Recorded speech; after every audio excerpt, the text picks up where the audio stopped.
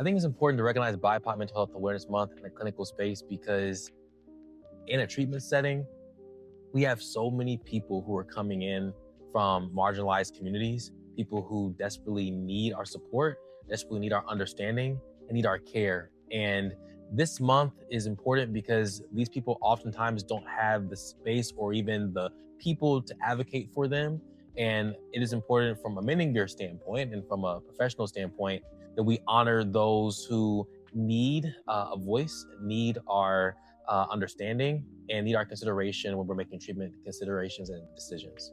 I think the main one is stigma. People in BIPOC communities often are burdened with a lot of stigma driven by what they've heard of their life, that mental health is not for them, that they have to keep things secret and private. If they go to providers outside of their family systems, that they will be shamed and judged. They often wonder if mental health is even a safe place for them to share their concerns, because for so many years, BIPOC communities have been exploited and further, again, marginalized because of their uniqueness. And unfortunately, that has led to a lot of fear in how much they can trust others, trust professionals, whoever it is. So also the last thing I would say, just financial barriers. There are a lot of cost that goes into mental health care, especially for those who do not have good insurance and other means to really take care of themselves mentally for the considerable future. Oftentimes you can see it as mental health is a luxury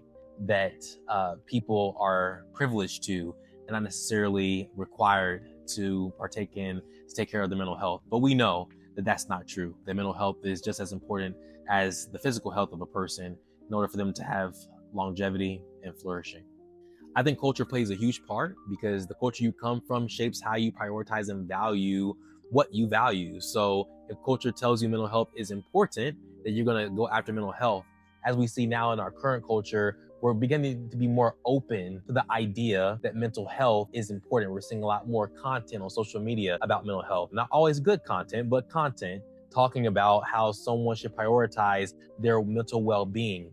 I think culture also plays a big part in how we access information. So when we think about mental health, comes from the culture that we're in. So if we're, in a society that prioritizes sound discipline and empiricism, looking through the facts, then we'll be more conscientious of what we're digesting in terms of mental health content and saying, hey, should I apply this to my life or not? Unfortunately, we're in a period of time where the access to information is sometimes contaminated with a whole bunch of things that aren't really true, right? So I think culture plays a integral part in how mental health can access communities, and even BIPOC communities, especially, and how we talk about the importance of care, how they receive the information, and also how they apply it.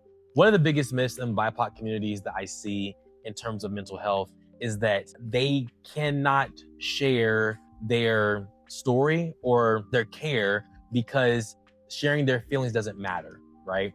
This is often a theory or a feeling that is brought on by survival living and not thriving. So people who are surviving often think that their emotions are just nuisances that get in the way of them being able to go forward and live their life effectively. But we know that expressing emotion and doing it well is an important part of one's mental health. It gives people the capacity to discharge feelings that are disturbing. It gives them the ability to feel connected with people around them. It gives them the ability to have emotional intelligence and emotional clarity.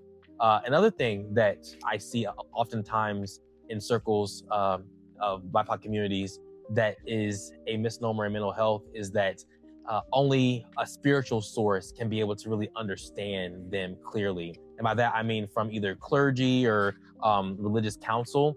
Oftentimes in my own experience, I know that religious clergy and counsel are not trained like mental health professionals are to confront issues of marginalization and mental health disturbance, especially with severe mental illness. So I think it's important that we tell these communities that, listen, we're not taking away your spirituality because that's an integral part of who you are, but we're also saying, hey, consider that mental health is important too, and that both things can coexist at the same time and not have to be one or the other.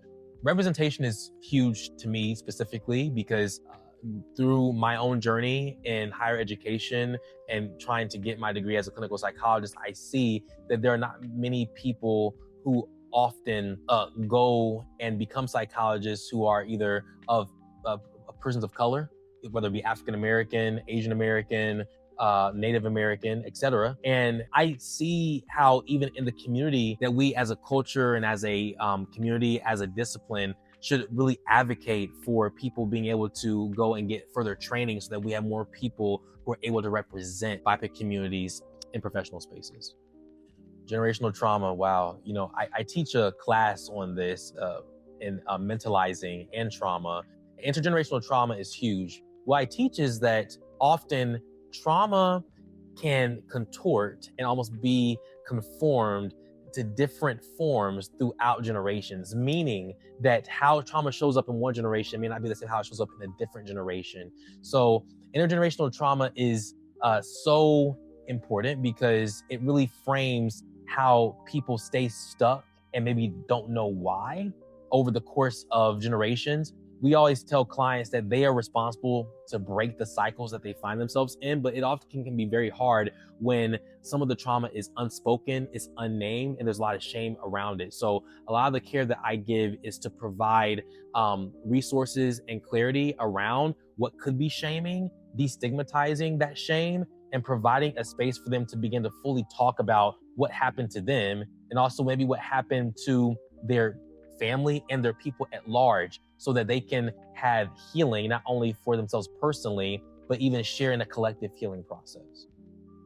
Yes, that's really important because a lot of people suffer in silence, and it's really disappointing because there's so many resources, whether it be um, uh, fully available and accessible, that are free, and even those that cost money that could be of assistance to those people. I would say that the first thing you should recognize is that, one, you're not alone in feeling alone, that there are plenty of people who are in your position who suffer and feel like they have to internalize. And it doesn't make you a bad person. It doesn't make you peculiar. It just makes you a part of the human condition. But I would say often also, after you go about uh, feeling what it means to not be alone in harboring these feelings internally, that you also look to online resources, whether it be online support groups and communities, and also reach out, whether if you have insurance or not, to your primary care provider and tell them about what you're experiencing.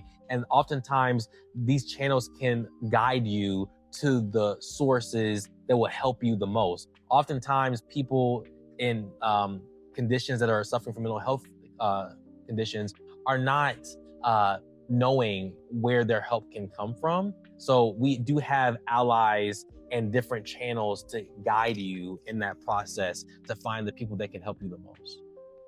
I would say, for one, clinicians need to understand the history of BIPOC clients. Like someone said recently, it is not the client's job to educate us on why they may be suffering in terms of from a collective standpoint or their own history. I think it's our job as clinicians to come in with some knowledge. And if we don't know what's going on with a particular client or group, that we educate ourselves and inform ourselves so that we can be of service to them. But also, the main thing that I always advocate for is authenticity in a clinical space. Bring your full self to the clinical room and being open and curious to, for one, not knowing, but telling the client, hey, I'm trying to educate myself, I'm trying to understand you, but right now I need a little bit more from you, and invite a collaborative effort to build that alliance with the client. I think when someone is authentic and willing to understand someone who is marginalized, it builds safety, it builds trust, and I think it builds better clinical outcomes. And we actually see that in the literature, that when the therapeutic alliance is strong, that leads to positive change. I think what gives me hope is platforms like this that really allow a space for clinicians like myself to talk about it and really spread the awareness. And I think that, again, because now we're living in a culture that has more acceptance for this type of content, I think that it will reduce the stigma over time and allow people from these communities to be honest and open about their challenges so that we can help them. Know that though it may sound cliche, you are not alone. that there are plenty of people who suffer and go through the same experiences that you do. And you have people like me who are in this space wanting and hoping that I can come in contact with you so that we can better serve you and show you that people do care, that there are spaces that do advocate for you. There are spaces that want to hear your story. There are spaces that want to see you whole. And I look forward to seeing your change process come into fruition.